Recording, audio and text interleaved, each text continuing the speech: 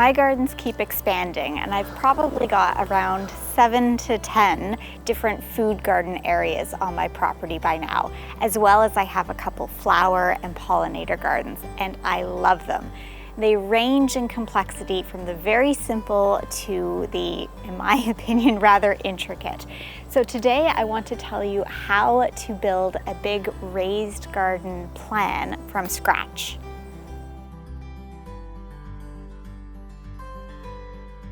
In my opinion, the hardest place to start is from a clean slate, when there's nothing there to begin with. How do you even know where to start?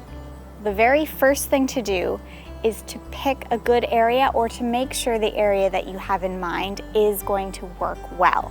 So for example, if you have a above ground pool right next to where you think you want to make a raised bed, maybe rethink that, because an above ground pool might be leaching chemicals and water into the ground where it will ground water your fruits and veggies.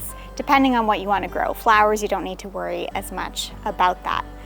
Also think about where the sun is. You want to have a place for most foods that is going to get quite a bit of sun throughout the day. So under a tree is probably not the best unless you're going to grow only shade-loving plants. The second thing, if you're going to have a big project, you want to make sure that you are allowed to do the things that you're planning on doing. Some places will have rules for appearances in the front yard. For example, in my city, I can't put up a structure, so my dreams of putting a greenhouse in my front yard were quickly dashed a little bit. But I have no limit on my raised garden beds, so here we are. There are also some areas on your property where there may be an easement for utilities to come and do some digging, so you want to make sure that that's not going to be a problem in the area you're thinking of as well. Then once you have it set down where you're going to have your garden, you really want to map out and consider that space to decide how you want to use it. So the way that I have done this, that I find works very well, is I get some graph paper, I get my measuring tapes, and I will measure from the side of my house to another landmark to the edge of my property. I'll mark out how much is city property that I can't build on, how much is my property, and I will make a scale drawing of exactly what I have to work with. I have found the more precise I can be at this stage, the easier it is to do the design process a little bit later. I'll also put a compass on my scale drawing so that I can think of where is south, where is north. That's the direction that most garden beds should run to optimize the sun's path throughout the day, so you're going to get the most of that glorious sunshine for your plants to flower and fruit for you.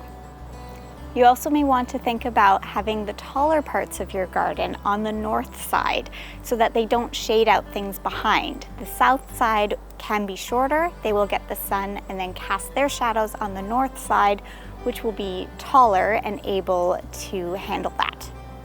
Over here in my front garden bed, I have shorter beds on the south side and then taller beds on the north. I actually, in my back garden bed, have some shorter beds on the north side of the garden. That's because I grow my tomatoes up. So it's a very short period of time that they get shaded out before they're taller than the other beds. So you can think about things like that.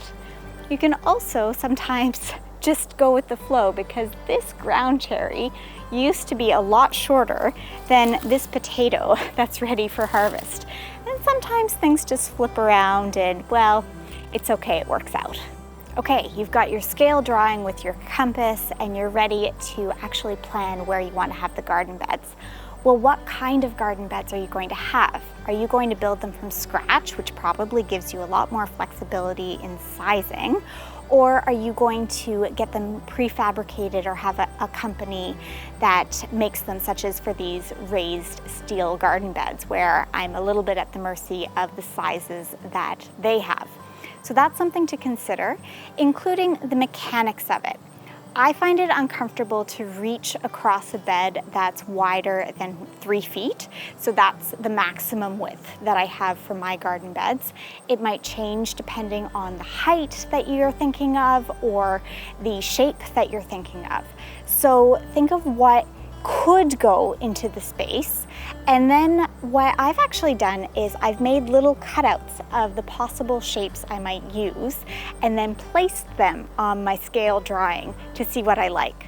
As you're moving your little pieces of beds around on your scale drawing and looking at how they look, think about how much space you need in between them as well. So I measured myself. I looked at what it was like when I walked between 2 coffee tables to see how much space I needed. I measured my wheelbarrow, which I thought I would sometimes want to have run in between my beds. Measured my lawnmower because there's grass at the bottom of my raised bed garden in the front yard, and thought about wiggle room, turning corners, that sort of thing. I came up with 30 inches being ideal for me in between these really tall raised beds. Varies a little bit depending on patches on the ground and what I need to be able to use the space well. So think about all of those things. I made a little bit of a list as well so that I knew minimum spaces in between, heights, sizes. I was very organized about it. It did take many hours, but it was well worth it. And then I probably made somewhere between 15 and 20 different drafts of this is the way I like it. Then I would copy it down, think about it for a week, come back and say, no, actually, I'd like it this way. I'd like it this way. It was a long process, but I ended up with something that I really loved, that I was sure would work very well for me. Lots of time with lots of graph paper.